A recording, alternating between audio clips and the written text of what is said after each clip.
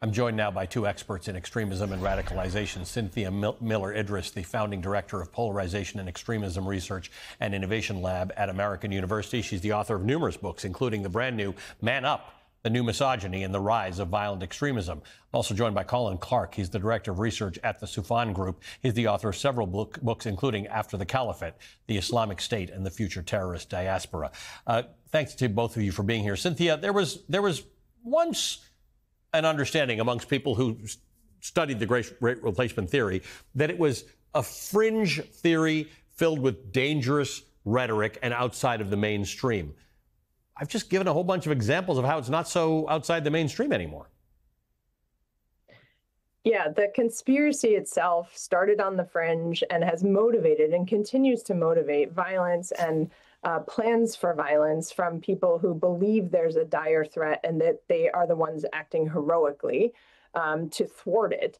But the ideas themselves have migrated from the fringe to the mainstream, as often unfortunately happens, and are being repackaged and have been repackaged in slightly blander language around replacement, often replacement of voters, but also coupled with dangerous concepts like invasion, right? So it's pairing this notion of Americans being replaced, that's white Americans really being talked about there, being replaced by immigrants, and then saying that immigrants themselves are threatening and are going to fundamentally change the landscape, the values, or the crime rates, all of which are false.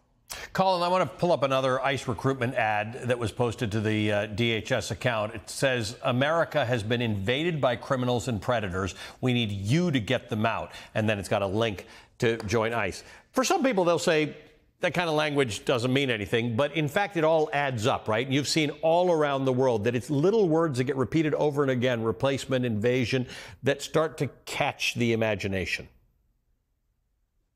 Look, it's incredibly dangerous, and we're in a race to the bottom right now in our politics. If you actually look at the manifestos that some of these far-right attackers leave behind, which I do, I read them multiple times, study them, look for keywords, and I'm glad you mentioned the terrible, horrific Tree of Life incident. I was living in that actual neighborhood down the street when that happened.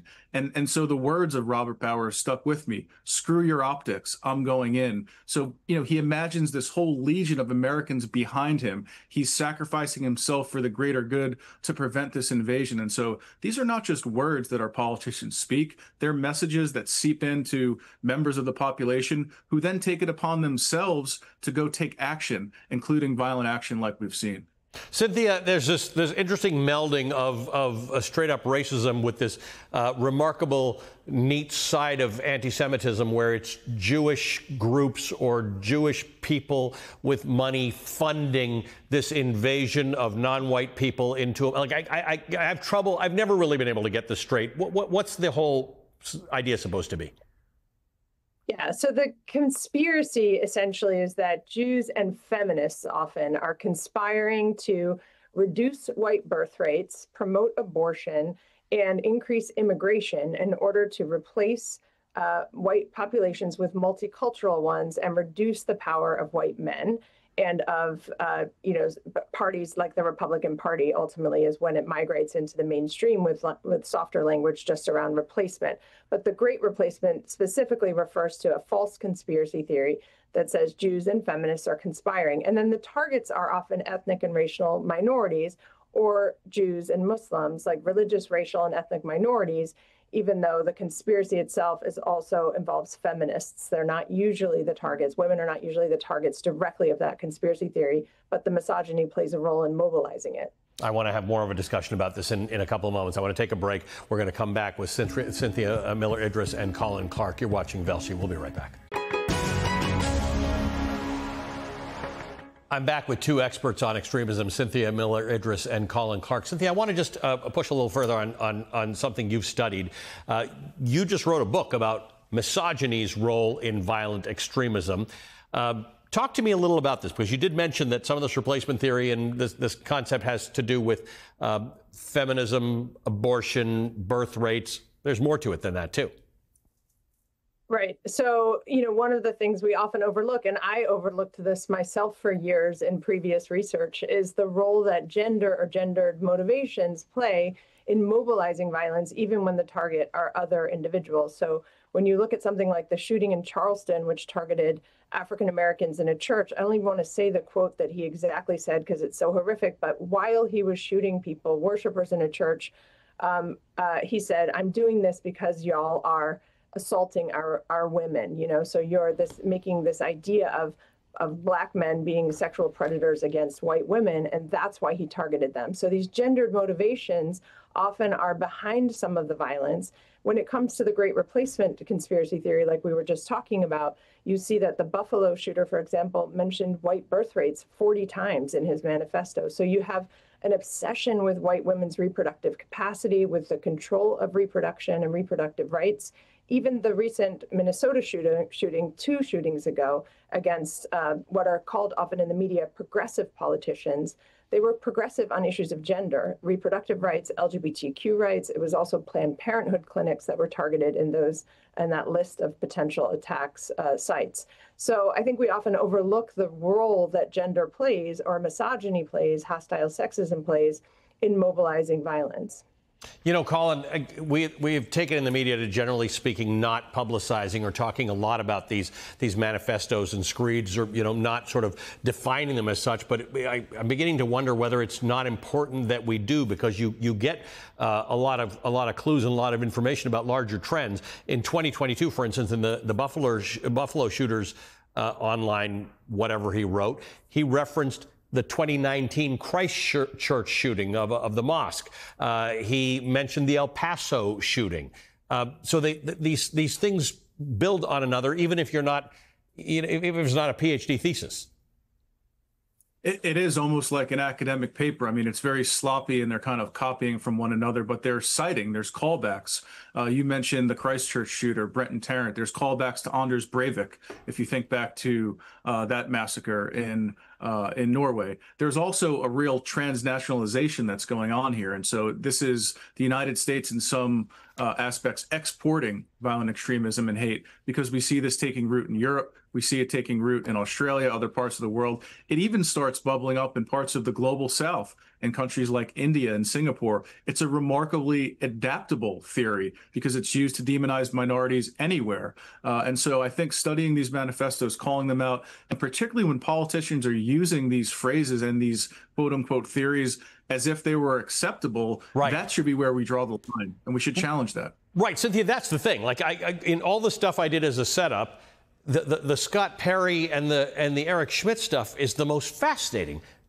Mainstreamish elected people in the United States Congress casually discussing this. Eric Schmidt said it's not their country, it's our country.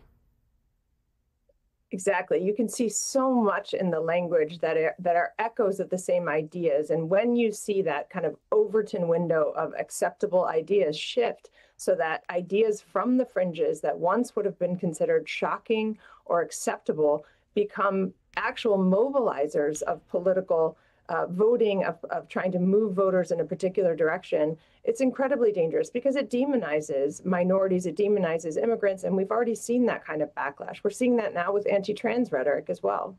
Yeah, and talk to me about that, Colin, because all of the trends we're seeing are entirely predictable. In other words, in extremism everywhere in the world, as you've mentioned, it sort of starts like this, right? You find ways to other somebody. You find words to repeat. Hitler did it. They did it in Rwanda. They did it in the Balkans. It always works.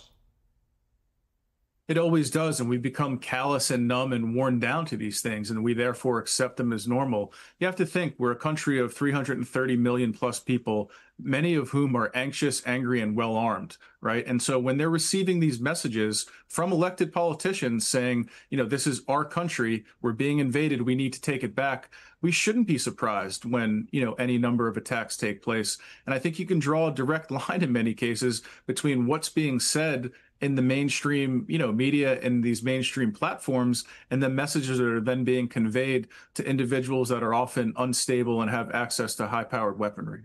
Cynthia, I can debate minimum wage and health care and things like that. How do you debate this? How do you argue this thing? I mean, my viewers are not equipped to have this discussion with people. Is the argument that it's false, or the argument is that it's racist and crazy? It's all of that. I mean, it's false conspiracy theories, right? And it's rooted in ideas about danger that aren't true. So immigrants do not have a higher crime rate than native-born Americans, for example. And we also see some really unbelievable kinds of combinations of things that can have to be called out and for their absurdity. For example, like in the El Paso shooting, he was an eco-fascist who believed that that there wasn't going to be enough space because of climate change. And so the space has to be preserved for white people. So it's a replacement idea that also draws on environmental and climate change. And that can draw people in sometimes from the left, from environmental movements who are concerned about climate change. And so I think you have to be very skeptical about what's going on and how manipulative some of these tactics are. And read both of your works. I appreciate your time this morning.